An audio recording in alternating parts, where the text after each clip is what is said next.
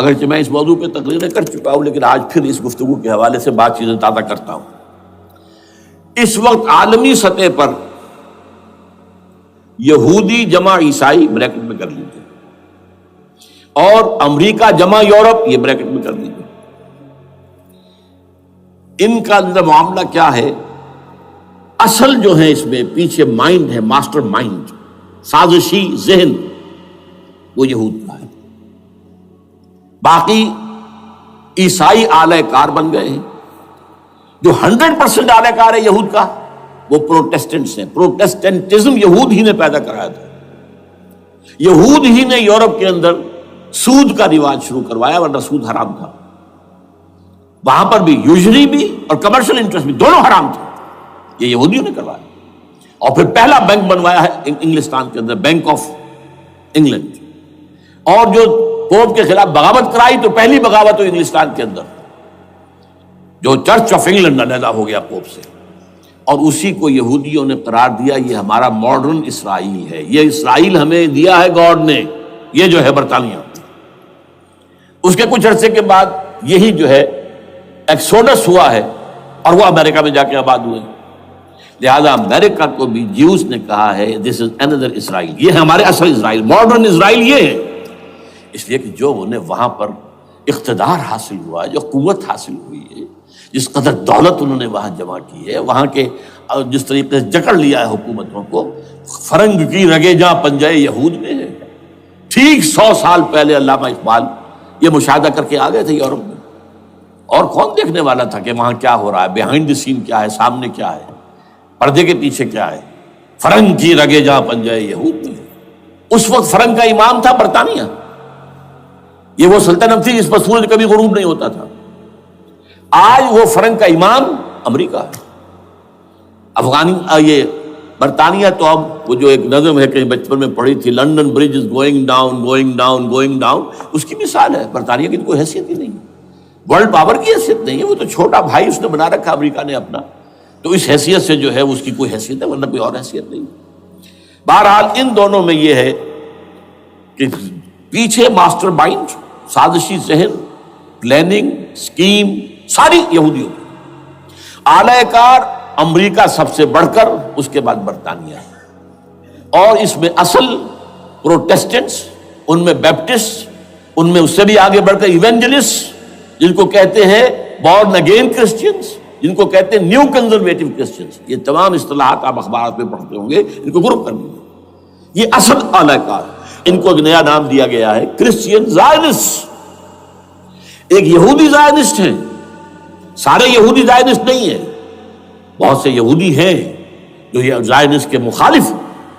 چنانچہ میری ہیوسٹن میں ملاقات ہوئی تھی ڈاکٹر وشو گرانٹ، بہت بڑا پروفیسر ایمیریٹس یہودی، لیکن یہ کہ اس نے کہا، بڑے اجتماع میں کہا، ہمارا اجلاس تھا وہاں پر، ہم نے یہ جو ہے بلایا تھا ایک یہودی، ایک عیسائی اور ایک مسلمان، تینوں جو ہے وہ تقریریں کریں۔ انہوں نے کہا تھا کہ وی آر ناٹ سپورٹنگ اسرائیل۔ اس نے وہ عیسائی جو آیا ہوا تھا پروفیسر، اس کی طرف they are supporting Israel, we are not supporting اسرائیل۔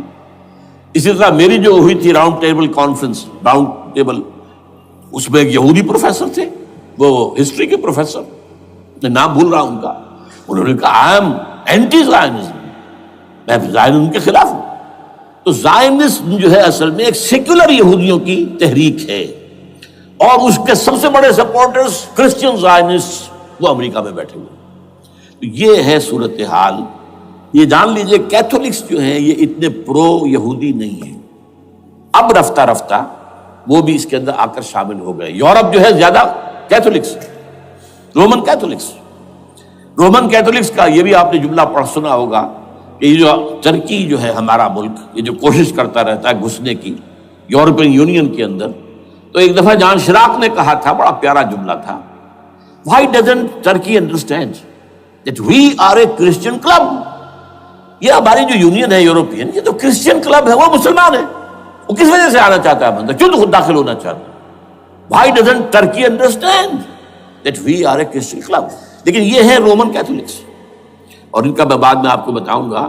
یہی آپ کو معلوم ہے کہ یورپ نے عام طور پر اسرائیل کا اتنا ساتھ نہیں دیا جتنا جو امریکہ دیتا رہا ہے، اور کسی درجے میں ان کے دلوں میں سافٹ کارنر جو ہے عرب فلسطینیوں کے لیے بھی رہا ہے، یہ معاملہ ایران کے بارے میں بھی رہا ہے. جس قدر اسٹرانگ ایکشن امریکہ لینا چاہتا ہے یہ جو ہے اس کے ساتھ نہیں ہے. یہ دونوں کا فرق ہے، وہ میں اس کا ایک بنیاد بعد میں بتا دوں گا آپ کو. بہرحال ان کا ایک جو ایجنڈا ہے وہ دو سمجھیے کہ دو اس کے نکات ہیں، دو رسیوں کے مانند یہ آپس میں بٹا ہوا ہے. پہلا، عالم اسلام کے مادی اور مالیاتی وسائل خصوصاً تیل پر قبضہ، یہ ان کا دنیاوی اعتبار سے، دولت کے اعتبار سے، وسائل کے اعتبار سے اس وقت کا ایجنڈا ہے. ویسے تو اس سے اوپر وہ چاہتے ہیں پوری دنیا پر، وہ تو بعد کی بات ہے، لیکن ابھی نہ وہ روس کو چھیڑ رہے ہیں نہ چین کو چھیڑ رہے ہیں. چین تو ان کا سب سے بڑا جو ہے بزنس پارٹنر ہے، سب سے بڑا، اور چین کو رفتہ رفتہ وہ اپنی لائن پر لا رہے ہیں. اب تو صرف یہ کہ وہ ایک پارٹی گورنمنٹ وہاں رہ گئی ہے جو کہ کمیونزم کے دور کی یادگار ہے، باقی ان کی جو اکانومی ہے وہ تو آ چکی ہے اسی رخ کے اوپر جو یورپ کی ہے، مغرب کی ہے. نمبر دو ایجنڈا کیا ہے؟ دنیا میں کہیں بھی اسلام کے بحیثیت ایک نظام زندگی ظاہر ہونے کا کوئی موقع نہیں دینا. We have to nip the evil in the bud at any cost. یہ ان کے ایجنڈے کا دوسرا بڑا حصہ.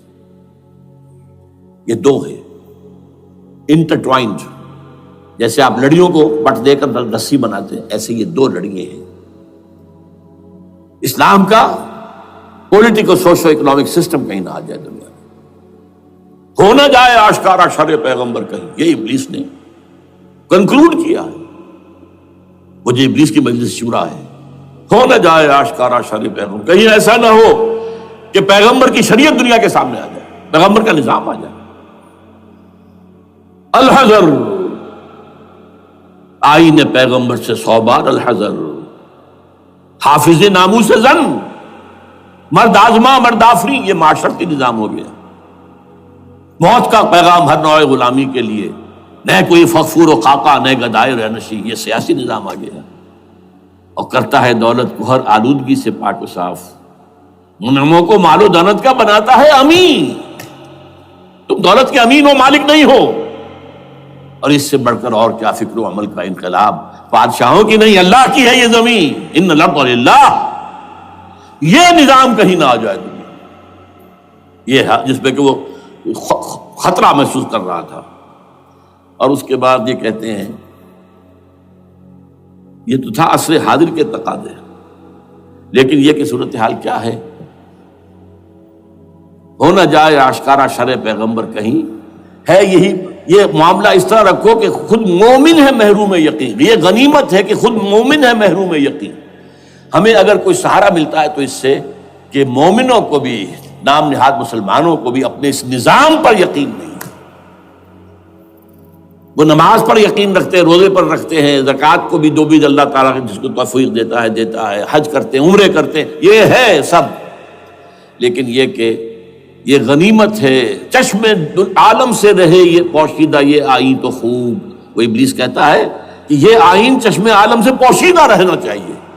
یہ غنیمت ہے کہ خود مومن ہے محروم یقین. ہمارے لیے جو ہے اگر کوئی سانس لینے کی جگہ ہے تو وہ یہ ہے، حوصلہ افزائی اگر ہے تو اس میں ہے کہ خود مومن محروم یقین ہے، اس کے سامنے وہ راستہ ہے ہی نہیں. اب لیجیے یہودیوں کے ایجنڈے کو میں تجزیہ کر رہا ہوں. سب سے پہلے World Bank, IMF، globalisation, TRIPS, ان تمام ہتھ کنڈوں کے ذریعے عالمی مالیاتی استعمار جو بظاہر امریکہ کا ہوگا حقیقتاً یہود کا ہوگا. یہودیوں کے نزدیک پوری نوع انسانی حیوانوں کے مانند ہے. They are not human beings. They are goyams. They are Gentiles. یہ انسانی شکل میں حیوان ہیں، اور جیسے حیوانوں کو ایکسپلائٹ کرنا، استعمال کرنا انسانوں کا حق ہے. گھوڑے کو آپ باندھتے رہے ہیں نا ٹانگے کے آگے، اور بیلوں سے آپ ہل جتواتے رہے ہیں، تو جیسے یہ حق ہے ایسے ہمارا حق ہے پوری دنیا کے جو ہے وسائل ان کو کھینچے. ہاں جیسے گھوڑے اور بیل کو بھی کچھ نہ کچھ دانا تو ڈالنا پڑتا ہے، چارہ تو دینا پڑتا ہے، تو ان کو بھی کچھ دو. یہ پوری نوع انسانی ورکرز بن کر رہ جائے، حیوان بن جائیں، بالکل شہوت کے غلام بنا دو انہیں، اخلاقی اقدار کا بیڑا غرق کر دو، خاندانی نظام کو تہوبارہ کر دو. یہ باقاعدہ جو protocols of the elders of the Zion تھے ان سب میں موجود ہے لکھا ہوا، جو 1897 میں انہوں نے پاس کیا اپنا پروگرام بیسل میں، سوئٹزرلینڈ کا ایک شہر ہے. Protocols of the elders of the Zion. ان کو حیوان بنا دو، بس حیوانوں سے کام لیتے رہو. ہاں ان کی کمائی کا کچھ حصہ ان کے لیے چھوڑ دو، وہ بھی زندہ رہیں، وہ بھی آخر کام کیسے کریں گے، اور اصل جو ہے ملائی کھینچ دو اپنے اس نظام کے ذریعے سے. World Bank, I M F, stock exchange, TRIPS, globalisation, اس کے ذریعے سے عالمی مالیاتی استعمار. نمبر 2، ایک ہے ان کا ایجنڈا، یہ تو عالمی ہے. دوسرا ایجنڈا کیا ہے؟ وہ لوکل ہے. وہ کیا ہے؟ گریٹر اسرائیل کا قیام، جس میں مصر کا سارا زرخیز علاقہ شامل ہوگا، جو ڈیلٹا کا علاقہ کہلاتا ہے اس کا، جہاں کے اس وقت کے بادشاہ نے، حضرت یوسف علیہ السلام کے زمانے کے بادشاہ نے، وہ فرعونہ کے خاندان میں سے نہیں تھا، وہ عرب تھا. عربوں ہی سے کسی وقت کوئی قوم آئی تھی جو کہ مصر پر قابض ہو گئی تھی. اس نے حضرت یوسف کے خاندان کو لا کے وہاں آباد کیا. بہترین جشن کا علاقہ کہلاتا ہے، بہترین. وہ کہتے ہیں ہمارا ہے، ہم رہے وہاں پر کئی 100 برس تک رہے. عراق ہمارا ہے، وہاں ہمیں قید میں رکھا گیا، نبوکدنضر دے گیا تھا. عرب کا شمالی حصہ جو ہمارا ہے، وہاں خیبر میں یہودی قلعے تھے، اور وہاں مدینے کے اندر جو ہے 3 قبیلے یہودی تھے جنہیں محمد نے صلی اللہ علیہ وسلم وہاں سے نکال باہر کیا تھا. یہ جارڈن یہ ترکی کا بھی کچھ حصہ ہمارا ہے. باقی پورا لبنان اور پورا فلسطین، یہ سب اس کے اوپر بنے گا ایک greater Israel. This is there local agenda. اور اس کے لیے ضروری ہے ایک بہت بڑی جنگ. ایسے آسانی سے نہیں ہو جائے گا. آرمگیڈون، جس کو حضور نے فرمایا الملحمۃ العظمی، الملحمۃ الکبریٰ، بہت بڑی جنگ، جس کی خوفناکی اور تباہ ناکی کا اندازہ اس سے کیجیے. حضور فرماتے ہیں کہ اگر ایک باپ کے 100 بیٹے یا ایک دادا کے 100 پوتے ہوں گے تو ان میں سے 99 ختم ہو جائیں گے، ایک بچے گا. اور ایک جگہ فرماتے ہیں اتنی اموات ہوں گی، اتنی لاشیں ہوں گی کہ ایک نفاست پسند پرندہ جو ہے، جو گندگی پہ نہیں اترنا چاہتا. ایک تو ہے یہ کوے، چیلیں، گدھ، وہ تو گندگی ہی کی تلاش میں ہے مردار کھانے کے لیے، وہ تو لاشوں کو نوچ رہے ہوں گے. وہ پرندہ جو ہے نفاست پسند پرندہ، وہ نہیں اتر سکے گا. اڑتا اڑتا چلا جائے گا، لیکن لاشوں کا سلسلہ ختم نہیں ہوگا، یہاں تک کہ تھک ہار کر لاشوں پر گر جائے گا. یہ دور نہیں ہے، اس لیے کہ اس پر متفق ہیں یہودی بھی اور عیسائی. پروٹسٹنٹس، عیسائی اس کے اوپر پوری طرح متفق ہیں. آرمگیڈون، جسے آپ 3rd ورلڈ وار کہہ لیں، الملحمۃ العظمیٰ کہہ لیں، الملحمۃ الکبریٰ کہہ لیں حضور کے الفاظ میں، یہ آئے گی. اس کے نتیجے میں گریٹر اسرائیل بنے گا. نمبر 3، پھر بنے گا 3rd ٹیمپل، جو ٹائٹس نے گرا دیا تھا 70 میں، سن 70 عیسوی، جسے گرے ہوئے کتنا عرصہ ہو گیا؟ 2008. اندازہ کر لیجئے 1800 کتنے برس ہو چکے. وہ دوبارہ بنائیں گے 3rd ٹیمپل، اور اس کے لیے مسجد اقصیٰ کو گرائیں گے، اور ڈوم آف دی راک، قبۃ الصخرہ، وہاں لا کر پھر اس میں کنگ ڈیونز تھرون لا کے رکھا جائے گا. یہ بھی میرے علم میں پہلی مرتبہ اسی ٹرمپٹ کے اشارے سے آیا. وہ کیا ہے؟ حضرت داؤد کا. آج سے کتنے 1000 سال پہلے کی بات ہے، اندازہ کیجیے. 1000 قبل مسیح، اور یہ اب 2000 ہو گیا عیسوی، 3000 برس تو ہو گئے. وہ کیا تھا؟ ایک پتھر تھا جس پر بٹھا کر حضرت داؤد کی تاج پوشی کی گئی تھی. پھر اسی پر حضرت سلیمان کی تاج پوشی ہوئی، پھر اسی پر ان کے بادشاہ آتے رہے، تاج پوشی ہوتی گئی. ٹائٹس نے جب گرایا ہے سن 70 عیسوی میں، یروشلم کو برباد کیا، 1,33,000 یہودی ایک دن میں قتل کیے، ایک دن میں، باقی نکال دیا، بھاگ جاؤ یہاں سے. اس کو کہتے ہیں diaspora, that started in 70 AD. یہ منتشر ہو گئے، جس کا جہاز سنگھ سمایا چلا گیا، یورپ میں چلے گئے، شمالی افریقہ میں، مسلمان ملکوں میں، انڈیا میں آ گئے، ایران میں آ گئے، سب جگہ وہاں سے نکال دیے گئے، ڈایاسپورا۔ بہرحال وہاں سے وہ ٹائٹس وہ پتھر لے گیا، وہ روم میں لے گیا، روم سے کسی طرح وہ آئرلینڈ پہنچ گیا۔ آئرلینڈ پیور کیتھولک ملک ہے، آپ کو معلوم ہوگا، اور وہاں پر پروٹیسٹنٹس کی اور کیتھولکس کی جنگیں ہوتی رہتی ہیں۔ کبھی بھی شیعہ سنی مسلمانوں کی اس طور سے خانہ جنگی نہیں ہوئی ہے جیسے کہ وہاں ان دو عیسائیوں میں، کیتھولکس اور پروٹیسٹنٹس میں ہوتی ہے۔ وہ رومن کیتھولک ملک ہے بیچ میں۔ وہاں سے وہ انگلینڈ میں آیا، انگلینڈ میں جب آ گیا، بلکہ وہاں سے اسکاٹ لینڈ سے انگلینڈ میں پھر اس کو ایک کرسی کے اندر اس کی سیٹ کی حیثیت سے بنا کر ایک تھرون کی شکل دے دی گئی، اور وہ جو ویسٹ منسٹر ایبے ہے، برطانیہ کے پارلیمنٹ کے ساتھ جو چرچ ہے ویسٹ منسٹر ایبے، وہاں اس کو لا کے رکھ دیا گیا۔ اس وقت سے برطانیہ کے بادشاہوں اور ملکاؤں کی تاج پوشی وہاں ہوتی ہے۔ تو ایک یہ ہے کہ پھر اس کو لا کر وہاں رکھیں گے۔ اب یہاں سے اختلاف ہے، یہ نوٹ کر لیجیے۔ یہاں تک عیسائیوں کا، یہودیوں کا ایجنڈا ایک، یہاں اختلاف ہے۔ یہودیوں کے نزدیک ان کا مسیح آئے گا اور وہ وہاں بیٹھ کر پوری دنیا پر راج کرے گا۔ وہ مسیح جس کی خبر دی گئی تھی شروع کی کتابوں میں، جو تورات کی ابتدائی کتابیں ہیں، وہ تو حضرت مسیح کی شکل میں آ گئے۔ دی پروفیسی واز فلفلڈ۔ یہودیوں نے نہیں مانا، انہیں تو قرار دیا جادوگر ہے، کافر ہے، مرتد ہے، ولد الزنا ہے، اور اپنے بس پڑتے سولی پر چڑھوا دیا۔ وہ دوسری بات ہے، اللہ نے کیا کیا وہ ایک علیحدہ مسئلہ ہے۔ چنانچہ یہ کہ دی سچویشن از ویکنٹ، وہ مسیحا کی جگہ ابھی باقی ہے ان کی، and they are waiting for ہم۔ تو وہ آئے گا اور وہ یہاں اس تخت داؤد پر بیٹھ کر پوری دنیا پر حکومت کرے گا۔ عیسائیوں کا کہنا کیا ہے کہ در حقیقت حضرت مسیح نازل ہوں گے، سیکنڈ کمنگ آف جیسس، جس کو ہم بھی مانتے ہیں۔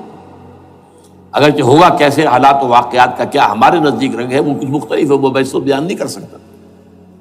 حضرت مسیح علیہ السلام پھر اس تخت پر بیٹھیں گے ان کے عیسائیوں کے مطابق۔ چنانچہ پوپ جو مر گیا ہے، پال سیکنڈ، اس کو یہ ٹرمپٹ والے کہتے ہیں شیطان، اور ان کا کہنا یہ ہے کہ اس شیطان نے the old ancient Roman holy Roman empire کو ریوائیو کیا ہے یونائٹڈ یورپ بنا کر، اور ان کا مقصد کیا ہے کہ یہ فلسطین میں ایک رومن کیتھولک حکومت قائم کرنا چاہتے ہیں۔ یہودی اپنی حکومت چاہتے جو ہے، اور وہ اپنی حکومت چاہتے ہیں۔ یہ ان کا کہنا ہے، یہ میں نہیں جانتا کہ اس میں کس حد تک ان ایک دوسرے پر الزام درست ہے۔ لیکن جیسے کہ آپ کو معلوم ہے کہ انڈونیشیا کے اندر بھی ہوا تھا، ایک جزیرے کو تقسیم کر دیا، ایک حصہ جو ہے اس کا وہ رومن کیتھولک ریاست بن گیا ہے۔ شاید نائجیریا میں بھی اس طرح کا معاملہ ہوا ہے، کچھ تھوڑے علاقے کے اندر وغیرہ وغیرہ۔ تو یہ ہے، لیکن بہرحال یہ ان کا۔ عیسائیوں کا معاملہ کیا ہے؟ میں نے جیسا کہ بتایا کہ یہ تو اس ایجنڈے کے اندر متفق ہے، اور عیسائی بھی ورلڈ ڈومینیشن، مالیاتی جو ہے استعمار، اس کے لیے کوشاں ہیں۔ لیکن ان کے نزدیک حضرت عیسیٰ ابن مریم آئیں گے علیہ الصلوۃ والسلام، اور وہ حکومت کریں گے۔ اس پورے ڈرامے کا اسکرپٹ پورا یہودیوں کا لکھا ہوا ہے، اور انہی کی سازش اس پورے ڈرامے کے پیچھے ہے۔ البتہ بظاہر اس ڈرامے کا بڑا کیریکٹر جس سے آپ ہیرو کہیں وہ امریکہ ہے، اور اس کے تابع یورپ بھی ہے۔ یہ ہے عالمی سطح پر معاملہ اس وقت۔ ویسے میری 2 کتابیں جو ہے اس پر کتابچے ہیں، 4 سال پہلے میں نے اسی مقام پر 2 تقریریں کی تھی۔ ایک موجودہ عالمی حالات اور اسلام کا مستقبل، وہ دوسرا حصہ جو میں اس وقت نہیں چھیڑ رہا، ہوگا کیا اصل میں، جس میں یہ ہے کہ کہیں اسلامی ریاست قائم ہو، خلافت کا نظام قائم ہوگا کہاں ہوگا یہ میں بحث نہیں کر رہا۔ حضرت مہدی کا ظہور ہوگا، وہ آئیں گے عرب کے اندر۔ پھر یہ ہے کہ وہ جو گریٹر اسرائیل کے خلاف جہاد ہوگا، اور اللہ کرے گا کہ رفتہ رفتہ یہ ممالک جو ان سے لے لیے جائیں گے، یہاں تک کہ بالآخر ایک یہودی اعلان کر دے گا میں ہوں مسیح، جس کو کہ عیسائی بھی کہتے ہیں اینٹی کرائسٹ، اور یہ کہتے ہیں یہ بیپٹسٹ بھی کہ اینٹی کرائسٹ جو ہے وہ یہودی ہوگا، جبکہ کچھ عرصے پہلے بہت بڑا پروپیگنڈا ہوا تھا کہ اینٹی کرائسٹ جو ہے، دجال جو ہے، وہ تو مسلمان ہوگا نہیں، لیکن وہ کہتے ہیں کہ ہوگا یہودی ہوگا، اور پھر اس یہودی کو قتل کریں گے حضرت مسیح، دی ریئل مسیح، اصل مسیح جو اٹھا لیے گئے درمیان میں، وہ آئیں گے اور ان کے ہاتھوں دجال بھی قتل ہوگا اور پھر مسلمانوں کے ہاتھوں ایک ایک یہودی ختم ہوگا. پھر ایک عالمی اسلامی ریاست قائم ہوگی حضرت مسیح کے ہاتھوں، اور وہاں پر حضرت مسیح، ایک حدیث میں آتا ہے 40 برس تک پوری دنیا پر حکومت کرے گی. بہرحال یہ دوسرا پکچر ہے جو ہمارے سامنے، میں اس وقت کی تفصیل میں نہیں جا رہا، جو ان کے سامنے پکچر ہے وہ میں نے آپ کو بیان کر دیا. اب اس میں تجزیہ کیجئے افغانستان پر حملے کا اصل سبب، جو میں نے دو بتایا نا، دو لڑیاں ہیں ان کے ایجنڈے کی، ایک اسلام کہیں ظاہر نہ ہو جائے، اسلام کا نظام ظاہر نہ ہو جائے، اور ایک مسلمانوں کے مالیاتی خاص طور پر تیل کے وسائل پر قبضہ.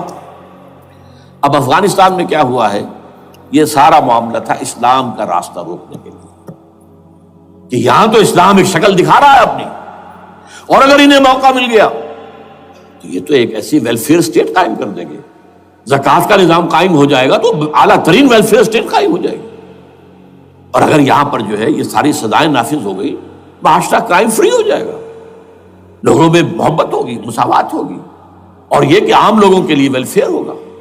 اور یہ سامنے نظام آ گیا تو پھر ہمارا یہ نظام کیپٹلزم یہ کہاں رہے گا، اس کو تو منہ چھپانے کی جگہ نہیں ملے گی. لہذا افغانستان پر حملے کا اصل موٹو یہ ہے. البتہ یہ ساتھ ہی یہ بھی تھا کہ افغانستان کے راستے سے سینٹرل ایشین سٹیٹس جو ہیں ان سے پائپ لائنیں لا کر اور وہ پھر کہیں گوادر کے آس پاس سمندر تک لائے جائے، تاکہ ہم وہاں کے جو ہے ڈرین کر سکیں جو تیل اور گیس کے ذخائر ہیں سینٹرل ایشین سٹیٹس کے اندر جو مسلمان سٹیٹس ہیں. تو اس کے لیے راستہ جو ہے وہ لینا چاہتے تھے افغانستان سے. اب وہ جہاں تک افغانستان کا تعلق ہو تو ان کے قبضے میں ہے، جب چاہے کر لیں. اب پاکستان کا معاملہ جو تھا وہ جیسا کہ میں نے کہا کہ اس کا راستہ وہ رک گیا، جبکہ انہیں واپس جانا پڑ گیا. لیکن انہوں نے افغانستان میں کوشش کی، طالبان کے زمانے میں یونیکول جو ہے ان کی سب سے بڑی جو ہے کمپنی ہے، اس نے مذاکرات کیے. وہ دیکھ کر حیران رہ گئے کہ یہ ان پڑھ، یہ ملے ملاٹے جو ہیں یہ تو بڑے ٹف بارگینر ہیں. اس طریقے سے پاؤں جما کر طالبان نے جو ان کے ساتھ مذاکرات کیے ہیں اور ان سے اپنی شرطیں پیش کی ہیں کہ وہ گھبرا کر بھاگ گئے. یہ صورتحال بھی تھی افغانستان پر قبضہ کرنے میں. لیکن یہ ہے کہ اصل کیا تھا کہ وہ اسلام کی کوئی شکل دنیا کے سامنے نہ آنے پائے، جو ان کا میجر ہے. اسی لیے پورا عالم کفر جمع ہے، امریکہ، یورپ، روس، چین، سب جمع ہے. بھارت تو ہے ہی ہے، یہ سب جمع ہے. آپ نے یاد ہو گیا جب لال مسجد کا حادثہ ہوا ہے اور ہمارا یہ بدبخت اور بدمعاش انسان، اس نے صرف خود جان بوجھ کر اسے بڑھایا، ایک پھنسی کو پھوڑا بنایا، اس میں پھر شگاف دیا اور شاباش لی ہے. امریکہ سے شاباش آ گئی، نیٹو سے شاباش آ گئی، رشیا سے شاباش آ گئی، چائنا سے شاباش آ گئی. وہ چونکہ محسوس کر رہا تھا کہ اندرون ملک تو میری اب کشتی ڈگمگا رہی ہے، ڈاواڈول ہے. I have to have more support from outside. اور for that I have to do it. کہ دیکھو میرے عین قلب میں پاکستان کے یہ پھوڑا نکل آیا تھا، یہ بنیاد پرستی کا اور یہ شدت پسندی کا اور یہ تنگ نظری کا اور یہ فلاں کا، یہ دہشت گردی کا، اور میں نے دیکھو کیسے اس میں چیرا دیا ہے، کتنے لوگوں کو ختم کر دیا ہے. اچھا، اس میں یہ بھی ذہن میں رکھیے کہ افغانستان کے بارے میں یہودیوں کے علم میں ہے کہ حضور کی حدیثیں کیا ہے. حضور کی حدیث ہے یخرج من خراسان رایات سود، خراسان کے علاقے سے کالے جھنڈے لے کر فوجیں چلیں گی. لا یردھا شیء، کوئی طاقت ان کو رخ نہیں موڑ سکے گی. حتیٰ تنصب ایلیا، یہاں تک کہ وہ آ کے بیت المقدس میں جھنڈے گاڑ دیے جائیں. دے نو اٹ، یہ جان لیجیے یہ لوگ پڑھے لکھے لوگ ہیں. میں آپ کو ایک واقعہ سناتا ہوں. جب 1967 میں یہودیوں کو فتح ہوئی بہت بڑی، اور پورا یروشلم اب ان کے قبضے میں آ گیا، ایسٹ یروشلم جو کہ ابھی جارڈن کے قبضے میں تھا. تو جب موشے دایان تھا وہ کانا، وہ داخل ہوا فاتح کی حیثیت سے، تو اس کے ساتھ ایک ربائی تھا بہت بڑا، چیف ربائی یہودیوں کا بہت بڑا عالم، اور وہ رو پڑا. تھا تو فتح کا وقت، خوشی کا، رویا. So this is the beginning of the end. یہ الفاظ آئے اخبارات کے اندر. گویا کہ اب یہ آخری ڈرامہ جو ہے شروع ہو گیا ہے. وہ آخری ڈرامہ انہیں معلوم ہے ان کی تباہی پر ختم ہونا ہے. اس میں حضرت مسیح کے نزول کے بعد یہ ٹرمپٹ والا بھی لکھتا ہے کہ 80% یہودی قتل ہو جائیں گے. اور میں سمجھتا ہوں کہ 20% اگر صحیح ہے اس کی بات تو وہ ہوں گے جو اب حضرت مسیح پر ایمان لے آئیں گے. باقی 80% اپنے اس کفر پر اڑے رہیں گے اور قتل ہوں گے.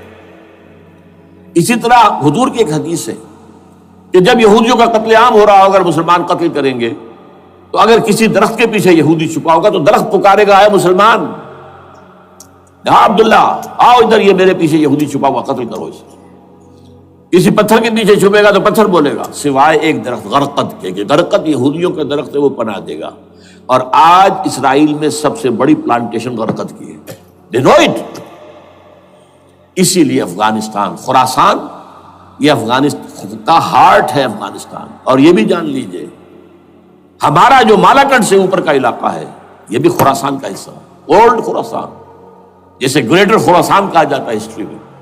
ایک میں نے ایرانی سے پوچھا تھا اس کے بارے میں تو اس نے کہا خراسان ہمارا ایک صوبہ ہے. میں نے کہا وہ تو مجھے معلوم ہے، جس کا دارالخلافہ مشہد ہے اور یہ ان کا مقدس شہر ہے، وہ تو اسے مکے کی طرح سمجھتے ہیں.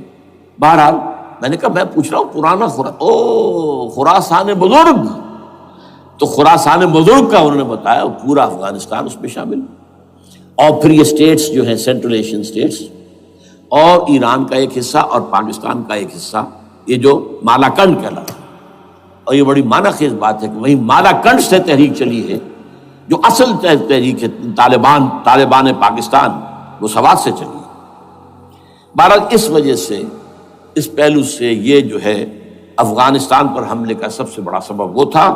دوسرا جو تھا وہ یہ کہ ان کو جو پائپ لائن لے کے آنی تھی اس کے لیے، لیکن وہ ظاہر بات ہے کہ اس میں جو ہے جو طالبان نے وہ ان کی چکمے میں نہیں آئے. اس پر ایک کتاب ہے کہ جو انگریزی میں ہے عابد اللہ جان کی، Afghanistan the genesis of the last crusade. Afghanistan سے آخری صلیبی جنگ کا سلسلہ شروع ہو رہا ہے. بہت جو ہے چشم کشا ہے، معلومات افزا ہے، انگریزی میں ہے. اچھا عراق میں معاملہ برعکس تھا. عراق میں تیل کا معاملہ بھی تھا تو صرف امریکہ کا تھا. جو یورپ ہے وہ زیادہ تر کیسپین کے ایریا کے تیل کی طرف نگاہیں رکھتا ہے. یہ جو ہے یہ اصل میں سارا جو ہے یہ امریکہ کا معاملہ ہے. اور دوسری طرف یہ کہ یہاں کو مذہبی سلسلہ نہیں تھا، حالانکہ تھا، وہ یہودیوں کا تھا. وہ کیا تھا؟ Extension, first step towards the establishment of greater Israel. یہ بات اچھی طرح سمجھ لیجیے. یہاں پہ تیل کا معاملہ بھی میں نے کہا تھا نا، دو لڑیاں ہیں جو چل رہی ہیں. تیل کا معاملہ یہاں خاص طور پر عراق کے اندر زیادہ، افغانستان میں بہت کم. لیکن یہ کہ یہاں پر بھی جو اصل ہے بیہائنڈ دی سین، جو اصل چیز کیا ہے کہ گریٹر اسرائیل کے قیام کی طرف پہلا قدم. میں یاد دلاتا ہوں آپ کو کہ فرسٹ گلف وار ہوئی تھی جس میں عراق کا بھرکس نکال دیا گیا تھا. اس کے اختتام پر کہا تھا شوارز کرافٹ، جو ان کا کمانڈر ان چیف تھا الائڈ فورسز کا، اس نے صاف کہا تھا، مجھے آج تک ایک ایک لفظ یاد ہے، We fought this war for the protection of Israel.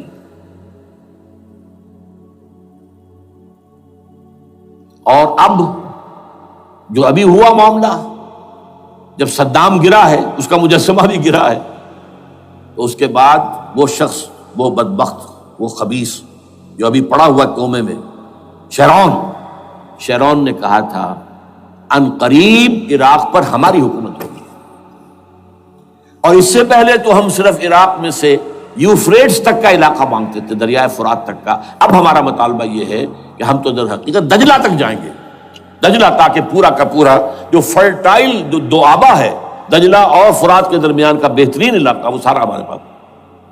اس سے آپ اندازہ کر لیجیے کہ یہ دونوں چیزیں جو ہیں دونوں جگہ موجود ہیں. وہاں مذہبی زیادہ ہے افغانستان کا، لہذا یہاں بہت بڑی جو ہے کولیشن بن گئی. عراق میں تو وہ کولیشن نہیں بن سکی. یورپ بھی ساتھ نہیں آیا، امریکہ had to go it alone, اسے کرنا پڑا ہے. زیادہ سے زیادہ کوئی ٹوکن آسٹریلیا کا کوئی ٹوکن معاملہ جو ہے وہ برطانیہ کا کچھ شاید ٹوکن ٹائپ جو ہے وہی یہ کامن ویلتھ پرانی جو ہے چلی آ رہی ہے، اس میں شاید کینیڈا کا، باقی تو کوئی نہیں۔ یہ جو آل ورلڈ کولیشن بنی تھی وہ افغانستان کے خلاف کیوں ہے؟ یہاں سے اسلام کی ریسرجنس کا اندیشہ ہے۔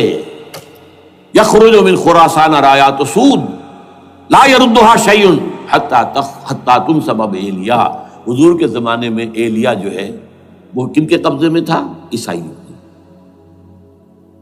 اس کے بعد ہمارے قبضے میں آیا، لیکن پھر کروسیڈرز نے ہم سے لے لیا تھا، اور 88 برس وہ عیسائیوں کے پاس رہا، 1099 عیسوی سے لے کر 1187 تک۔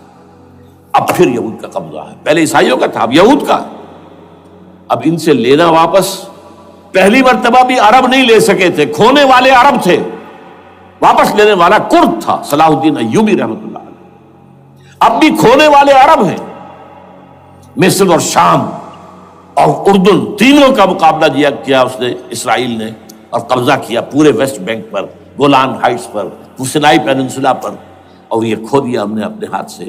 اور اب بھی عربوں میں تو کوئی دم نہیں ہے، کوئی جان نہیں ہے، ان کو عیاشیوں نے، دولت مندی نے بالکل تباہ و برباد اور کھوکھلا کر کے رکھ دیا۔ بہرحال یہ جو چیزیں میں نے آپ کو بتائی ہیں، یہ تو وہ پلانز ہیں جو سب شیاطین جن و انس کے پروگرام ہیں۔ وہ جیسے کہ کبھی کہا تھا خمینی صاحب نے، شیطان بزرگ، دی گریٹسٹ شیطن، امریکہ، اصل میں امریکہ، اور اس کے پیچھے حقیقت میں یہود، سامنے امریکہ، پیچھے یہود۔ بالفعل کیا ہوگا یہ تو پھر اللہ ہی جانتا ہے کیا ہوگا۔ وَمَكَرُوا وَمَكَرَ اللَّهُ، کافر اپنی چالیں چلتے ہیں، اللہ اپنی چال چلتا ہے۔ اور سَنَسْتَدْرِجُهُم مِّنْ حَيْثُ لَا يَعْلَمُونَ وَأُمْلِي لَهُمْ إِنَّ كَيْدِي مَتِينٌ۔ اے نبی آپ گھبرائیں نہیں، ہم ان کافروں کو رفتہ رفتہ وہاں سے لے آئیں گے جہاں سے آپ کو بھی، جہاں انہیں احساس تک نہیں ہوگا کہ یہ تو گرفت میں آ رہے ہیں، ٹریپ ہو رہے ہیں، اور ابھی ذرا میں انہیں ڈھیل دے رہا ہوں۔ میں املی لہم ان قیدی متین، میری چال بہت مضبوط ہے۔ وہ اللہ کیا کرے گا وہ میں نے آپ کو بتایا، جھلک دکھا دی ہے۔ انشاءاللہ اسی علاقے میں پاکستان اور افغانستان، اور اس کا ہارٹ ہوگا یہ پشتونستان، سرحد اور مشرقی افغانستان مل کر پشتونستان، پشتون اسی مشرقی اس میں ہے، پاکستان کا مغربی صوبہ ہے، شمال مغربی سرحدی صوبہ، یہ ہارٹ، اور پھر پاکستان اور افغانستان، انشاءاللہ یہی ہوگا۔ اور پھر یہ کہ یہاں سے فوجیں جائیں گی جو حضرت مہدی کی حکومت جمائیں گی عرب کے اندر۔ عربوں میں جان نہیں ہے کہ وہ مہدی کی حکومت کو جما سکے۔ یخرج ناس من المشرق یؤتون للمہدی یعنی سلطان ہی، مشرق کی طرف کے کسی ملک سے فوجیں آئیں گی جو مہدی کی حکومت قائم کریں، عربوں میں دم نہیں۔ بہرحال ہوگا کیا، وہ میں نے کہا کہ یہ تو اللہ کے ہاتھ میں ہے۔ اب یہ کہ کرنا کیا چاہیے، یہ ہے میری تقریر کا آخری حصہ۔ دیکھیے ذوالفقار مرزا نے جو کچھ کہا اور سید قائم علی شاہ نے، میں خوشائند سمجھتا ہوں کہ طالبانائزیشن اور ہے، اسلامائزیشن اور ہے، ٹھیک ہے، تیری آواز مکے اور مدینے۔ طالبانائزیشن کے اندر کچھ بغیر تعلیم یافتہ، کچھ جذباتی، اس طرح کے لوگ بھی ہیں جن میں انتہا پسندی بھی ہے، جیسے کہ میں پہلے بیان کر چکا، افغانستان میں ہوا ہے، افغانستان کے اندر بھی رفتہ رفتہ وہ اپنی چیزوں سے نکل رہے تھے، نکل جاتے ہیں، لیکن موقع نہیں دیا گیا، nip the evil in the bud ختم کر دیا گیا۔ اسی طرح ہمارے سرحدی صوبے میں جیسا کہ میں بتایا 3 قوتیں برسرکار ہیں، who knows it، کون کیا ہے۔ لیکن بہرحال یہ کہ پہلی بات یہ، اسلام اور پاکستان لازم و ملزوم ہیں۔ یہاں اسلام آئے گا تو یہ ملک رہے گا، نہیں آئے گا تو ختم ہو جائے گا، اس میں کوئی شک نہیں۔ میری 2 کتابیں پڑھ لیجیے اگر اللہ توفیق دے، ہمت دے، اسلام اور پاکستان، یہ سن 67-68 کی تحریر ہے میری۔ جینیسس آف پاکستان کیا تھا، how Pakistan came into existence, پھر یہ کہ میں نے استحکام پاکستان کے نام سے سن 85 کے اندر کتاب لکھی ہے. یہ دونوں کتابیں پڑھی ہیں. پاکستان کا کوئی جواز نہیں اگر یہاں اسلام نہ آئے، اور واقعتاً ہم جواز کھو چکے ہیں. یہ تو اللہ تعالیٰ ہمیں مہلت دے رہا ہے. لیکن اب یہ سمجھ لیجئے یہ اللہ تعالیٰ کی طرف سے ایک خاص مہلت ہے، اور شاید آخری مہلت ہے جو ہمیں مل رہی ہے. یہاں اسلامائزیشن نہ ہوا تو یہ ملک نہیں رہے گا. میں یہاں آپ کو ایک شعر سنا دوں. ہے تو ایک ایسی شخصیت کا جو کچھ کنٹروورشل بھی ہو گئی، بعد میں بدنام بھی ہو گئی. ایک زمانے میں جماعت اسلامی کے بڑے مخلص کارکن تھے وہ، مولانا کوثر نیازی. انہوں نے ایک بڑا تلخ شعر کہا تھا، اسلام کو اگر تیری فضا راس نہ آئے، اے میرے وطن تجھ کو کوئی آگ لگائے. ہمیں اسلام چاہیے، اور اسلام نہیں آئے گا تو یہ ملک نہیں رہے گا. کوئی زرداری، کوئی نواز شریف اس ملک کی بقا کی ضمانت نہیں دے سکتا. اس کی بقا ہے اگر تو اسلامائزیشن نہیں ہے. 61 سال کی ہماری بے وفائی اللہ کے ساتھ کیے ہوئے وعدے کی، اس کا ایک عذاب ادنا ہم جھیل چکے ہیں. 71 یاد کی، سن 71 پاکستان 2 لخت، 93,000 مسلمان پاکستانی بھارت کی قید میں بھیڑوں بکریوں کی طرح ہانک کر لے جائے گئے، ٹرکوں میں بھر بھر کر، جیسے کہ ڈیرہ غازی خان سے بھیڑیں بکریاں آتی ہیں لاہور میں ذبح ہونے کے لیے. کنسنٹریشن کیمپس میں ہمارے ٹائیگر نامی جرنیل نے پیش کیا اپنا ریوالور. کتنے لوگ مارے گئے، کتنا فساد ہوا. مسلمان کے ہاتھوں مسلمانوں کا خون کتنا ہوا. یہ اللہ کا ایک خاص عذاب ہوتا ہے. میں نے وہ آیت آپ کو سنائی تھی، قل هو القادر على ان يبعث عليكم عذابا من فوقكم او من تحت ارجلكم. اے نبی سے کہہ دیجیے اللہ اس پر قدرت رکھتا ہے، جب چاہے تم پر کوئی عذاب اوپر سے بھیج دے، تمہاری زمین کے نیچے سے نکال دے. زلزلہ آیا تھا کہ نہیں؟ او یلبسکم شیعا، ایک تیسری شکل بھی ہے. نہ اللہ آسمان کو کوئی تکلیف دے، نہ زمین کو. زمین پھٹے گی تو آدمی جائے گا نا اندر، بلکہ تمہیں گروہوں میں تقسیم کر کے او یلبسکم شیعا فیذیق بعضکم بعض بعض، تو ایک دوسرے کی قوت کا ایک دوسرے کو مزہ چکھائے. تم خود ایک دوسرے کے گلے کاٹو. ہمیں کسی اور قوم کو تکلیف دینے کی ضرورت نہیں ہوگی. یہ کام ہمارے ساتھ ہو چکا ہے 1971 میں. بہرحال اب اس کے بعد بھی تاخیر تو ہماری جو کی تو ہے. اب ہم اس جگہ پر پہنچ گیا کہ شاید اب عذاب الاکبر آنے والا ہے.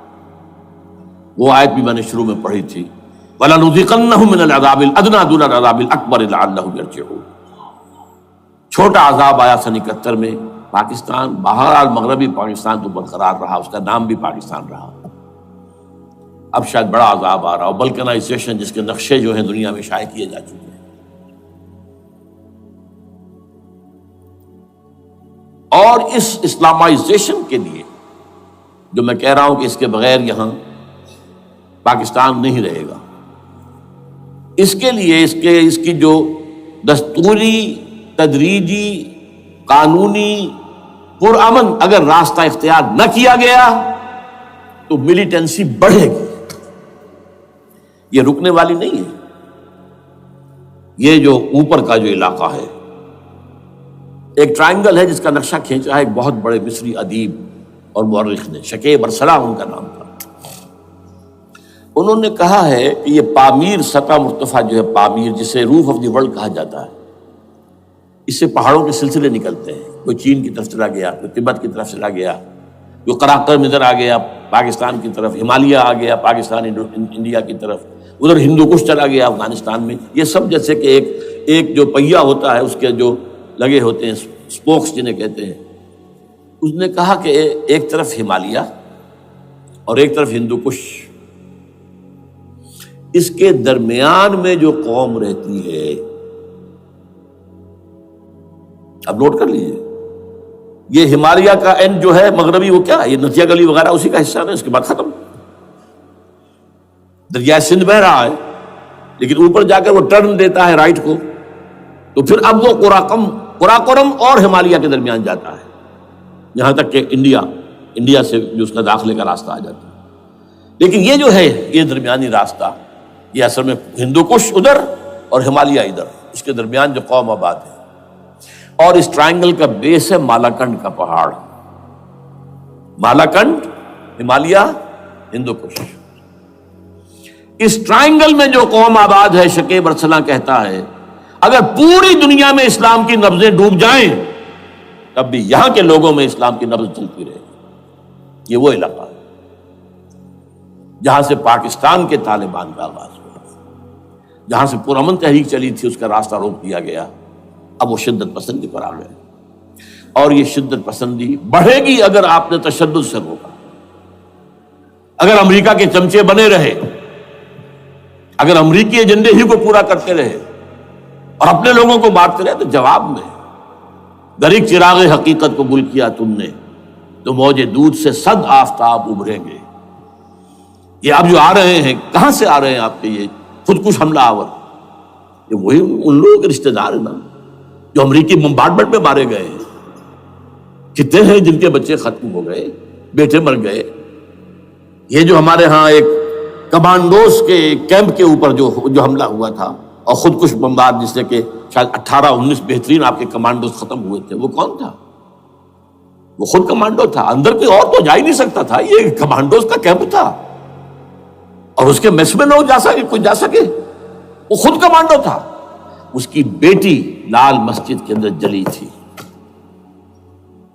اب آپ اندازہ کیجئے کہ اس کے دل میں جو کھول رہا تھا اس کا جذبہ، اس نے اس کو ٹھنڈا کیا خود جان دے کر. تو یہ جان لیجیے ادھر باجوڑ میں حملہ ہوا تھا، ادھر جو ہے ہماری ملٹری پریڈ کے اوپر حملہ ہو گیا. تو یہ بات رکے گی نہیں. اور یہ ظاہر بات ہے کہ اب شمال سے لے کر نیچے تک کی بات ہے. وہاں پر بھی میں نے شروع بھی کہا تھا یہ خطرہ حقیقی ہے، غیر حقیقی نہیں ہے، وہمی اور خیالی نہیں ہے. اس لیے کہ اب جو اس علاقے سے جا رہے ہیں ہجرت کر کے کراچی، وہی ان کی جگہ ہے، وہیں پر ان کے رشتہ دار ہیں، محسود ہیں، وزیری فلاں ہے، یہ ہے وہ ہے، وہاں وہ جا رہے ہیں. اور وہاں پر بھی ظاہر بات ہے کہ جو کچھ ہو رہا ہے افغانستان میں اور جو کچھ ہو رہا ہے شمال سرحدی صوبے میں، اس کا ایک تسلسل ہوگا. میں یہاں یہ عرض کر دوں آپ سے کہ تقریباً 4 سال قبل، بلکہ 4.5 سال، میں انتہائی مایوسی کو پہنچ چکا تھا کہ پاکستان کا وجود باقی نہیں رہے گا. میں نے یہی تقریر کی ہے 29 فروری سن 2004 کو اسی جگہ. پاکستان جواز کھو چکا. یہ اسلام کے نام پر تھا. ویئر اسلام؟ جو اسلام یہاں وہ تو بھارت میں بھی ہے، وہ تو امریکہ میں بھی ہے. وہ کہاں ہے اسلام کا سیاسی نظام، اسلام کا تعزیراتی نظام، اسلام کا کرمنل لا، اسلام کا سول لا، اسلام کے فیملی لاز کہاں بنائے تھے اس شخص نے جو فیلڈ مارشل بنا تھا، خود ساختہ، جو اس نے قوانین بنائے تھے. تمام علماء نے کہا تھا، تمام مکتبہ فکر کہ غلط ہے. تحریک کوئی نہیں اٹھائی، یہ ان کی غلطی تھی، کوتاہی تھی. جمہوریت کی تحریک میں شامل ہو گئے، اس پر کوئی تحریک نہیں چلائی. بہرحال وہ نظام کہاں ہے؟ وہ نظام تو قائم نہیں کیا. اس حوالے سے یہ اپنا جواز کھو چکا ہے. نو ریشنل ریزون دیت جسے کہتے ہیں فرینچ کے اندر، ریزون دیت کسی چیز کی ریزن، ریشنل آف ایگزسٹنس. اس کے بعد یہ ہے کہ پچھلے سال سے کچھ مایوسی میں کمی ہوئی. Number 1، chief justice of Pakistan Iftikhar Muhammad Chaudhry کے اندر ہمت اللہ نے دی، وہ کھڑا ہو گیا. جرنیلوں کے جمگھٹے کے اندر ایک سویلین آدمی جو ہے جس درجے کا مرعوب ہو سکتا ہے، آپ اس کا اندازہ کر لیجیے. اور اس کے بعد اسپونٹینیس موومنٹ وہ کلا کی، انہومی شے، سوچ نہیں سکتے ہم. یہ موومنٹ جو ہے یہ کوئی اسٹریٹ ارچنز کی چلائی ہوئی نہیں ہے، یہ ہمارے ہاں کے گاموں ماجوں کی نہیں ہے، بلکہ یہ تو پڑھے لکھے لوگ، وکیل، کالے کوٹ، کالی ٹائیاں، پینٹ، یہ جو سختیاں جھیلی ہیں انہوں نے. ابھی تک وہ تحریک چل رہی ہے. اگر اس سے ظاہر بات ہے وقت گزرنے کے ساتھ ساتھ اس کی وہ تیزی اور تندی میں تو کمی آئی، اور حکومت کو موقع ملا ان کے اندر کوئی رفت پیدا کرنے کا بھی. لیکن بہرحال ان دونوں چیزوں سے میری مایوسی میں قدرے کمی ہوئی. اب دوسری بات وہ تھی 18 فروری کے الیکشن کا پرامن طور پر منعقد ہو جانا۔ میں یہ سمجھتا تھا کہ جو اس کے اندر دخل اندازی ہے، ریگنگ ہو گئی ہوگی، کیسے ممکن ہے پاکستان میں الیکشن ہو اور ریگنگ نہ ہو؟ پھر تحریک چلے ہی چلے، کیونکہ تحریک تو چل رہی ہے پہلے سے، صرف اس کے اوپر تیل اور ڈالنا ہے نا، اور پھر بدامنی ہوئی ہو، اور پھر دونوں طرف گدھ بیٹھے ہوئے ہیں، the NATO forces in the west, Indian forces on the east, they will march into Pakistan، اور پاکستان کے ایٹمی دانت توڑ کر Pakistan will be put at the mercy of India، Bharat. Now do whatever you like۔ Condoleezza Rice کا میں آپ کو بیان سنا چکا ہوں، پاکستان کے مستقبل کا فیصلہ امریکہ اور بھارت بھی کرتا۔ بہرحال اب تیسری جو امید ہوئی ہے، یہ کل پرسوں میں جو ہوئی ہے، کولیشن جو ہے یہ ناکام ہوتی نظر آ رہی تھی، لیکن یہ کہ صدر کے مواخذے پر یا صدر کے خلاف جو ایک کارروائی ہو رہی ہے، اللہ کرے کہ وہ پوری ہو جائے، یا اس سے بھی بہتر ہے کہ وہ خود ہی استعفیٰ دے کر دفع ہو جائے۔ بہرحال یہ کہ اس سے بھی کچھ امید کا پہلو جو ہے پیدا ہوتا ہے۔ اب یہاں اسلامائزیشن کا پرامن، تدریجی اور اسلام کا دستوری اور قانونی طریقہ کیا ہے؟ وہ طریقہ کیا ہے؟ 1949 اور 50 میں جو عمل شروع ہوا تھا، جو اس کے بعد سے آج تک جو ہے ختم ہو گیا، اس کو اثر دور شروع کیا جائے، دوڑ پیچھے کی طرف اے گردش ایام کی۔ 49 میں کیا ہوا تھا؟ قرارداد مقاصد، وہ گویا کہ پاکستان میں نظام خلافت کی جڑ تھی جو رکھ دی گئی تھی کہ sovereignty belongs to Allah and whatever authority we have, it's a sacred امانت۔ یہ تو اصل میں استعمال کی جائے گی یہ قوت کتاب و سنت کے دائرے کے اندر this is خلافہ، in essence it is خلافہ، خلافت کی بنیاد رکھ دی گئی۔ اس سے پہلے 48 میں سن 47 کی ایک تقریر کی وجہ سے جو غلط فہمی پیدا ہوئی تھی قائد اعظم کی 11 اگست کی، اس کا انہوں نے کراچی کی ہائی کورٹ بار ایسوسیشن میں جا کے کہہ دیا تھا، کچھ لوگ شرارت کے ساتھ یہ پروپیگنڈا کر رہے ہیں کہ پاکستان میں دستور شریعت پر مبنی نہیں ہوگا، یہ فتنہ ہے، غلط کہہ رہے ہیں، نفی کر دی تھی۔ اب یہ دوسری بات ہے کہ اندھوں کے اندھے جو ہیں وہ اس 11 اگست کی تقریر کو لیے پھرتے ہیں، اس کے ایک جملے کو، اور یہ اتنی کھلی بات جو کی، شریعت کا لفظ، شریعت، پاکستان کا دستور جو سمجھتا ہے کہ شریعت پر نہیں مبنی ہوگا وہ غلط کہتا ہے، وہ شریر ہے، شرارت پیدا کر رہا، یہ قائد اعظم کے الفاظ۔ بہرحال اس کے بعد ایک عمل کیا ہوا تھا سن 50 میں، یہاں کے سیکولر عناصر نے ایک بڑا شور مچایا، کس کا اسلام لاؤ گے؟ شیعہ کا، سنی کا، دیوبندی کا، بریلوی کا، وہابی کا، کس کا اسلام؟ اللہ تعالیٰ غریق رحمت کرے ان بزرگوں کو، پاکستان کے تمام مذہبی مکاتب فکر کی ٹاپ کی قیادت جمع ہو گئی کراچی میں، شیعہ بھی، اہل حدیث بھی، بریلوی بھی، دیوبندی بھی، 31 علماء، جماعت اسلامی بھی، مولانا مودودی بھی اس میں تھے۔ انہوں نے 22 پرنسپلز ایگریڈ اپون، دستور بنانے کے لیے 22 پرنسپلز ہیں، حاضر ہیں، بناؤ دستور۔ اب کوئی دلیل نہیں رہی، کوئی عذر نہیں رہا، تمام مکاتب فکر کے لوگ جمع۔ بعد میں ہوا کیا ہے، اس میں کس کا کتنا رول ہے، یہ بڑی درد بھری داستان ہے، میں اس وجہ کو چھیڑنا نہیں چاہتا۔ حاصل کیا ہے، وہاں سے ہمارا پروسیس ڈیریل ہوا، کچھ اپنوں کے کیے، کچھ بیرونی دباؤ کے تحت۔ قرارداد مقاصد کی سزا دی گئی لیاقت علی خان کو، تم نے پاس کرائی ہے، اسے ایسے قتل کیا گیا کہ سراغ تک نہیں ملا کہ کس نے قتل کیا۔ یہ ایسے تو نہیں ہوتا، اس میں پیچھے بڑے بڑے کریکٹرز، بڑے بڑے کردار۔ اب اس کے بعد وہ عمل کیسے شروع ہو؟ ضیاء الحق نے جو ایک ادارہ قائم کیا تھا فیڈرل شریعت کورٹ، اصولی اعتبار سے بہترین قدم تھا۔ وہ کیا تھا؟ یہ شریعت کورٹ ہے، اس میں کوئی شخص لائے پیٹیشن کہ پاکستان کا فلاں قانون جو ہے میں ثابت کرتا ہوں کتاب و سنت کے منافی ہے، یا کورٹ سو موٹے لے لے کسی بھی معاملے کو، ایگزسٹنگ جو قوانین ہیں ان کا جائزہ لے کہ اس میں یہ پورا قانون یا اس کی یہ شق جو ہے یہ خلاف شریعت ہے، اس پر آرگومنٹ ہو، دونوں طرف کے دلائل ہوں، علماء بھی آئیں، وکلاء بھی آئیں، بحث کریں، شریعت کورٹ کا تو میدان ہوتا کھلا۔ بالآخر اگر کورٹ فیصلہ دے دے کہ ہاں یہ ایگزسٹنگ قانون یا جو قانون قابل زیر غور ہے بننے جا رہا ہے یہ خلاف شریعت ہے یا جزوً شریعت کے خلاف ہے، تو وہ اسے کینسل کر دے گا اور کہہ دے گی کورٹ کہ اگر یہ مرکزی معاملہ ہے تو مرکزی حکومت، صوبائی معاملہ تو صوبائی حکومت، اتنی مدت میں 3 4 6 مہینے کے اندر اندر اس کی آلٹرنیٹ لیجسلیشن کر لے، جیسے ہی مہلت ختم ہوگی یہ قانون ڈیفنکٹ ہو جائے گا۔ اصولی اعتبار سے اس سے زیادہ صحیح اسکیم کوئی نہیں سوچ سکتا، آج بھی میں قائل ہوں، لیکن یہ بدبختی تھی اس شخص کی، ضیاء الحق کی، اس کو بالکل غیر مؤثر کر دیا، 2 ہتھکڑیاں پہنا دی، 2 بیڑیاں پہنا دی۔ کانسٹیٹیوشن آف پاکستان آپ کے دائرے کار سے خارج ہے، یہ سیکریٹ کاؤ ہے، ہاتھ نہ لگانا۔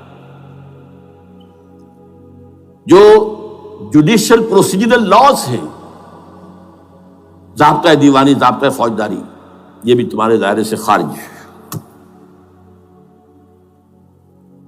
مالی معاملات 10 سال تک خارج،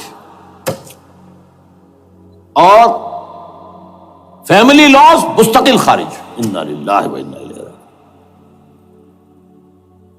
اب کرنے کا کام کیا ہے؟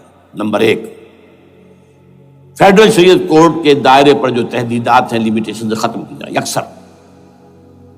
نمبر 2، اس کا سٹیٹس کم سے کم ہائی کورٹ کے درجے کا ہونا چاہیے۔ نمبر 3، اس میں جید علماء کو لا کر بٹھایا جائے، ان کی میجورٹی ہونی چاہیے، وکلاء بھی ہوں، جدید تعلیم کے، جدید قانون کے جاننے والے، لیکن علماء بھی ہوں۔ اگر آپ جید علماء کو لے آئیں گے تو پھر وہ جو عام مولوی ہے بیچارہ، وہ جو پوری طرح نیم خواندہ ہے یا نیم تعلیم یافتہ ہے، یا ہمارا عام آدمی ہے جو طالبان کے انداز کے اندر وہ شدت پسندی پر آ گیا ہے، اسے یہ اندازہ نہیں ہے کہ دین میں اہمیت کس شے کی اول ہے، پھر دوسری کون سی، ثانوی شے کون سی ہے۔ اب اس کے بجائے علماء، جدید علماء، تمام جو ہے مسالک کے علماء اس میں شامل کیے جائیں۔ اس کے فیصلوں پر نظر ثانی کا کھلا موقع ہونا چاہیے، ایک دفعہ عدالت فیصلہ کر دے، نظر ثانی کا موقع ہونا چاہیے، اور کسی ایک شہری کی طرف سے پیٹیشن آئے یا سو موٹو، وہ جائزہ لے اور ایک ایک کر کے قوانین جو ہے غلط ختم، ان کی جگہ پر لیجسلیشن پارلیمنٹ ہی کرے گی یا صوبائی اسمبلی کرے گی۔ کورٹ کا کام لیجسلیشن نہیں ہے، وہ یہ کہہ سکتا ہے کہ یہ بھائی یہ معاملہ جو ہے شریعت سے تجاوز کر گیا ہے، یا فلاں جو قانون تم بنانے چلے اس کی یہ شق جو ہے شریعت کے خلاف ہے، بس فیصلہ یہ دے گی۔ ظاہر بات ہے لیجسلیشن اس کا کام نہیں، لیجسلیشن جو کرے گی آپ کی نیشنل اسمبلی کرے گی، آپ کی صوبائی اسمبلی کرے گی، لیکن وہ اس کا متبادل قانون لے آئیں اور پہلا قانون ختم ہو جائے گا۔ اچھا، اس عرصے کے دوران جو کونسل آف اسلامک آئیڈیالوجی پر ارب روپیہ خرچ ہوا ہے، اس کی رپورٹوں کے انبار لگ گئے ہیں، کسی ایک سفارش کو بھی آج تک پارلیمنٹ میں پیش نہیں کیا گیا، اور اس میں جید علماء رہے ہیں اور تمام مکاتب فکر کے علماء رہے ہیں۔ ان کی رپورٹوں کو رفتہ رفتہ پارلیمنٹ کے سامنے لایا جائے اور ان کے ذریعے سے نئی قانون سازی کی جائے۔ اگر آپ یہ قانونی دستوری راستہ کھول دیں گے اور تجدیداً اس طریقے سے Islamisation of laws of Pakistan ہو جائے تو ظاہر بات ہے کہ پھر جو دہشت گرد ہیں، دہشت پسند ہیں، جن کو آپ خطرہ کہہ رہے ہیں، خطرہ، طالبان آنند، طالبان آئے، طالبان آ رہے ہیں، اب ڈرو اور بچو اور مقابلے کی تیاری کرو اور اسلحہ تیار کرو، اگر یہ کام کریں گے تو پھر ظاہر بات ہے کہ وہ تو فساد ہوگا، اور فساد کا نتیجہ کیا نکلے وہ اللہ ہی بہتر جانتا ہے۔ لیکن یہ پروسیس جو میں نے بیان کیا ہے، اگر اس پر عمل ہو جائے تو یہ وہ پروسیس ہے جسے جنرل حمید گل نے کہا تھا کہ اگر ایسا ہو جائے تو یہ سافٹ ریولوشن ہوگا، بغیر تشدد کے، بغیر کسی اور کے، اگر نیت ٹھیک ہے، اور اگر یہ واقعی جیسے قائم علی شاہ نے سمجھ لیا ہے اور جیسے کہ ذوالفقار مرزا نے سمجھ لیا ہے، اسلامائزیشن اگر اس کو سب سمجھ لے، زرداری بھی سمجھ لے اور نواز شریف بھی سمجھ لے اور سب سمجھ لے تو ظاہر بات ہے کہ پھر کسی توڑ پھوڑ کے بغیر، کسی اور بدامنی کے بغیر، کسی تشدد کے بغیر اسلامائزیشن یہاں ہو جائے تو سب کے دل خوش ہو جائیں گے، اور یہ سارا جو بھی تشدد ہے، یہ دہشت گردی ہے، اس کے راستے بند ہو جائیں گے۔ اگر ایسا نہیں کرتے تو غیر تعلیم یافتہ یا نیم تعلیم یافتہ، جن کو کوئی پورا تصور نہیں ہے، نہ دنیا کے حالات کا علم ہے، نہ شریعت کے جو اصل مصادر اور منابع ہیں، اصل سورسز، ان تک رسائی ہے، بس کچھ چیزیں سن رکھی ہیں۔ یہ تو معلوم ہے انہیں کہ داڑھی رکھنی ہے، سنت ہے، لیکن یہ کہ یہ فرض تو نہیں ہے بھائی، پھر اس کی کوئی خاص مقدار تو معین نہیں ہے، یہ تو نہیں جانتے۔ ویڈیوز ہیں، آڈیوز ہیں، ان میں گانے ہیں، اس میں آپ کو معلوم ہے کہ عریانیت ہے، جو بھی ویڈیوز ہیں، اور وہ تو ان کو جلائیں گے ان کی دکانوں میں۔ آپ تعلیم دے رہے ہیں لڑکیوں کو، وہ جانتے ہیں جو تعلیم آپ دینا چاہتے ہیں، آپ تو ڈانس کی تعلیم کو بھی وہاں پر نافذ کر رہے ہیں، آپ نے تو تعلیم کا شعبہ ہی دے دیا اسماعیلیوں کے ہاتھ میں، لہذا ان کا تو رد عمل ہوگا، ہوئے۔ اس کا راستہ اگر روکنا ہے تو اس پروسیس سے جو میں نے بیان کر دیا ہے، جس کو میں بیان کر رہا ہوں نہ معلوم کب سے، نواز شریف صاحب، ان کے والد میاں محمد شریف صاحب مرحوم، اور شہباز شریف صاحب اور عباس شریف صاحب چاروں میرے پاس آئے تھے، 2 دفعہ آئے تھے، اور میں نے یہ ترمیمی بل پیش کیا تھا جس کے آئٹم میں نے آپ کو گنوا دیے۔ بہرحال نہیں کیا کچھ انہوں نے، لیکن یہ کہ اگر یہ نہیں کریں گے تو یہ کہ دوسری طرف یہ سمجھ لیجئے اس وقت پاکستان کے دینی مدرسوں میں شدید تحریک چل رہی ہے۔ لال مسجد یہ ایک سمبل بن چکا ہے، یہ ایک علامت ہے، اور یہ ملیٹنسی کی طرف بہت بڑی تعداد میں، خاص طور پر جو طالب علم ہیں عربی مدارس کے، طالبان کی سورس یہی تو ہے نا، یہی تھے جن سے کہ افغانستان میں طالبان ابھرے تھے اور یہیں سے پاکستان کو ابھر رہے ہیں۔ ان کے اندر شدید لہر ہے، اور کوئی بہت بڑا فساد ہو گیا اگر خدا نہ خواستہ تو that will be the end of Pakistan. اس سے بچنا ہے تو وہ راستہ اختیار کریں جو میں نے بیان کر دیا ہے، جو میں سال سے بیان کر رہا ہوں۔ دستور کا ترمیمی بل بنا کر دیا ہے، اسے عام بھی کیا ہے۔ البتہ اس عرصے میں ظاہر بات ہے کہ ہم کیا کریں گے، ہمارا کوئی پروگرام کسی ملیٹنسی کی طرف جانے کا نہیں ہے، ہم اسے مفید نہیں سمجھتے بلکہ مضر سمجھتے ہیں، یہ کاؤنٹر پروڈکٹیو ہے۔ ہمارے سامنے پروگرام کیا ہے؟ سے نکاتی پروگرام، بڑے پیمانے پر دعوت ایمان بذریعہ قرآن، نمبر 1۔ میری تمام سرگزشت کھوئے ہوئوں کو جستجو، میری سرگزشت جو ہے 50 سال سے اسی میں ہے، قرآن کا پڑھنا، پڑھانا، سیکھنا، سکھانا، عام کرنا، اور الحمدللہ ایک بڑی ٹیم تیار کر دی ہے میں نے اللہ کے فضل سے، جو یہ کام کر رہی ہے۔ دعوت ایمان بذریعہ قرآن، اور جو ایمان واقعتاً لے آئیں، جس کا ثبوت ہوگا شریعت پر عمل، جس چیز پر عمل کیا جا سکتا اور نہیں کرتے تو آپ مجرم۔ ہاں ظاہر بات ہے اس سے ایک حصہ ایسا ہے جس پر آپ عمل نہیں کر سکتے جب تک کہ نظام نہ بدل جائے، چور کا ہاتھ میں نہیں کاٹ سکتا، آپ نہیں کاٹ سکتے، لیکن جتنے پر عمل ممکن ہے اس پر عمل، ایسے لوگوں کو آرگنائز کیا جائے۔ بیعت کا نظام، مسنون نظام، قرآن میں معصور، مسنون، منصوص، یہ سارا نظام اس کی بنیاد۔ ایک آدمی کا، وہ آدمی کہے کہ بڑھو تو بڑھو، وہ کہے کہ رک جاؤ تو رک جاؤ۔ نمبر 3، ان لوگوں کا تزکیہ، اور میں بتا چکا ہوں تزکیہ اور تربیت۔ تزکیہ کس بات کی؟ کوئی امنگ، کوئی ولولہ، کوئی مقصد، کوئی تمنا دل میں نہ رہے سوائے اللہ کی رضا کی۔ حکومت مطلوب نہ ہو، اقتدار مطلوب نہ ہو، مال و دولت مطلوب نہ ہو، اللہ کی رضا اور آخرت کی فلاح۔ ہر تمنا دل سے رخصت ہو گئی، حضرت مجذوب کا مصرع، اب تو آجا، اب تو خلوت ہو گئی، اے اللہ تو آجا میرے دل میں، میرے دل سے ہر تمنا نکل چکی ہے، خلوت ہے۔ اور تربیت کس کی؟ کہ تیاری ہو جائے اس بات کی کہ تن من دھن سب لگا دیں گے، جان بھی دے دیں گے جب موقع آئے۔ چوتھا کیا؟ کہ جب تک یہ تعداد کافی نہ ہو، یہ نہیں ہے کہ 150 آدمی لے کر کسی ایک جگہ پر کسی لال مسجد کو ہم مرکز بنا کر بیٹھ جائیں، نعرہ لگا دیں گے، ملک گیر جماعت، اور وہ بھی معتدل تعداد پہ، وہ جب تک نہیں ہوتی تو ہم یہی تین کام کریں گے، دعوت ایمان بذریعہ قرآن، تنظیم بذریعہ بیعت، مسنون بیعت، تزکیہ اور تربیت کرتے رہیں گے۔ بانشہ درویشی در ساز دمادم زن، یہی کام کرتے رہو، نو ملیٹنسی، نو الیکشنز۔ لیکن جب تعداد کافی ہو گئی تو ایک منظم اور پرامن مطالباتی اور احتجاجی تحریک، توڑ پھوڑ نہیں، گھراؤ جلاؤ نہیں، جیسے گاندھی نے شروع کی تھی، نمک بناؤ تحریک، سول ڈس اوبیڈینس، لیکن کسی نے کوئی توڑ پھوڑ نہیں کی تھی۔ اپنے سر ان کے پھوٹے ہیں، بڑے سے بڑے لیڈروں کے، مولانا ابوالکلام آزاد اور پنڈت جواہر لال نہرو کے سر پھٹے ہیں، ہزارہ لوگ جیلوں میں گئے ہیں، انہوں نے کسی کو کچھ نہیں کہا۔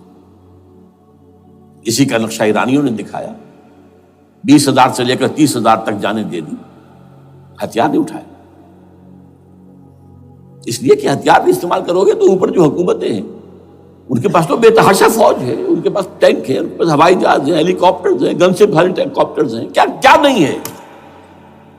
پرامن منظم مطالباتی اور احتجاجی تحریک۔ اللہ کرے کہ ہمیں اس کے لیے جو مہلت درکار ہے وہ مل جائے۔ ہمیں معلوم نہیں کہ کہیں وہ مہلت ختم ہی نہ ہو رہی ہو، لیکن اگر ہم آخری سانس تک اس کام میں لگے رہیں گے تو انشاءاللہ اللہ تعالیٰ کے ہاں ہم معذور قرار پائیں گے۔ اللہ تعالیٰ جو ہے ہمیں درگزر ہم سے فرمائے گا کہ جو کچھ میں کر سکتا تھا اللہ میں کرتا رہا، آخری دم تک کرتا رہا۔ اگر یہ ہے تو اپنی تو کامیابی ہے، باقی کیا ہوتا ہے ملک کا میں کچھ نہیں کہہ سکتا، اللہ بہتر جانتا۔ اقول قولی ھذا واستغفر اللہ لی ولکم ولسائر المسلمین والمسلمات